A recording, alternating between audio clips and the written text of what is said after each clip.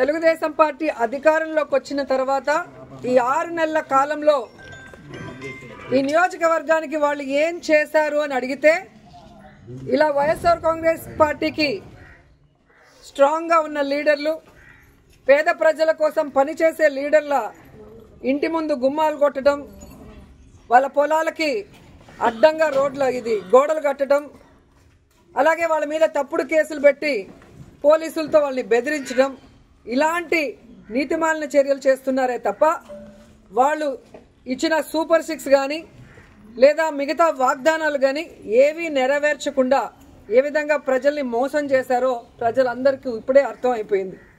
కానీ దురదృష్టం ఏంటంటే ఈ పంచాయతీలో తాగే నీళ్ల దగ్గర నుంచి ప్రజలకి అన్ని అందుబాటులోకి తీసుకొచ్చే సచివాలయం, ఆర్బీకే సెంటర్ అన్నీ కూడా ఇక్కడ లీడర్లు వాళ్ళ ల్యాండ్ ఇచ్చి కట్టించి ప్రజలకు అన్ని అందుబాటులోకి తీసుకొచ్చారు.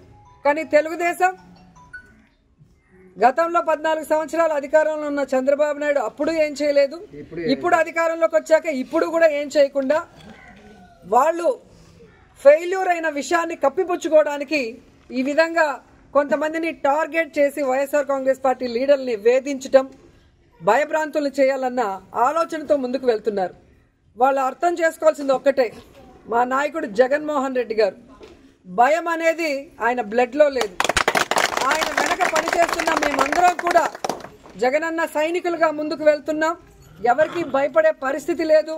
ఎందుకంటే వైఎస్ఆర్ కాంగ్రెస్ పార్టీలో మేము ఎవరు తప్పు చేయలేదు. 5 ఏళ్లు కూడా ప్రజలకి మంచే చేశాం, నియోజకవర్గాలన్నీ అభివృద్ధి చేశాం.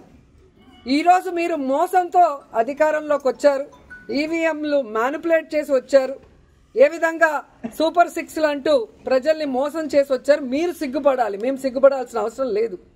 కానీ ఈరోజు టీడీపీ వాళ్ళని హెచ్చరిస్తున్నాం, ఇలాంటి పనికిమాలిన కార్యక్రమాలు మరొకసారి చేస్తే సహించేది లేదు.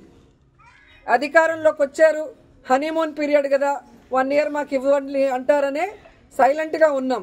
కానీ రోజు రోజుకి నీతిమాలిన రాజకీయాలు మీరు ఎక్కువ చేస్తున్నారు కాబట్టి ఇక సహించేది లేదు.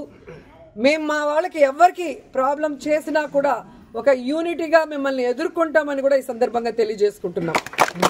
ఎందుకంటే గ్రామాల్లో తెలుగుదేశం పార్టీ నాయకులకి ప్రజల్లో గౌరవం లేదు, అభిమానం లేదు కాబట్టే ఈరోజు సీఏల్ని, ఎంఆర్ఓల్ని, ఎంపీడీఓల్ని బెదిరించుకొని వాళ్ళని పంపించి ఇలాంటి నీతిమాలిన చర్యలు చేస్తున్నారు. అసలు ఎంత సిగ్గుచేటంటే మున్సిపాలిటీల్లో రోడ్ల మీదకి వచ్చేస్తుంటే వాటిని ఎవరు కొట్టరు.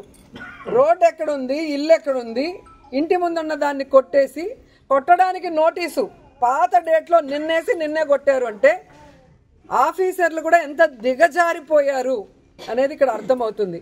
సో ఆఫీసర్లను కూడా హెచ్చరిస్తున్నా, ఇదే విధంగా కనుక మీరు తెలుగుదేశం పార్టీ చెప్పింది ప్రెషర్ అని చెప్పి పనికి మాలిన పనులు చేస్తే మీ మీద హరాస్మెంట్ కేసులు, ప్రైవేట్ కేసులు వేస్తాము. ప్రతి ఒక్కటి మా దగ్గర మీ మాట్లాడింది, మీరు ఇక్కడికి వచ్చి మీరు బిహేవ్ చేసింది, మీరు ఆ నోటీస్ అతికిచ్చిన డేటు, టైము అన్నీ కూడా మా దగ్గర ఉన్నాయి. సో ఈ ఊర్లో ఎవరికి ఏం ఇబ్బంది లేకుండా ఒక్క లీలారాం గణపతి శెట్టి ఇంటినే ఎందుకు కొట్టారో కోర్టులో మీరు చెప్పాల్సిన బాధ్యత ఉంది. అలాగే ఏ ఊర్లో అయితే మీరు ఇలాంటి రూల్స్కి విరుద్ధంగా చేస్తున్నారో వాటి అన్నిటికీ కూడా సమాధానం చెప్పే విధంగా మిమ్మల్ని కోర్టులో నిలబెడతామని కూడా ఎంఆర్ఓకి, ఎంపీడీఓకి, పోలీసు వ్యవస్థకి కూడా హెచ్చరిస్తున్నాం. సో ఎవరు భయపడాల్సిన అవసరం లేదు. వైఎస్ఆర్ కాంగ్రెస్ పార్టీ లీడర్స్కి, కార్యకర్తలకి జగనన్న, మన జిల్లా అధ్యక్షుడు కరుణాకర్ రెడ్డి గారు, నియోజకవర్గం నుంచి నేను ఎప్పుడూ అందుబాటులో ఉంటాం. మీకోసం ఫైట్ చేయడానికి, ఎవరితో అయినా ఫైట్ చేయడానికి, ఎంత దూరం ఫైట్ చేయడానికన్నా కూడా మేము రెడీగా ఉన్నాం. మిమ్మల్ని కాపాడుకోవడానికి మేము ఎప్పుడు మీ వెన్నంటి ఉంటామని కూడా తెలియజేసుకుంటున్నాం.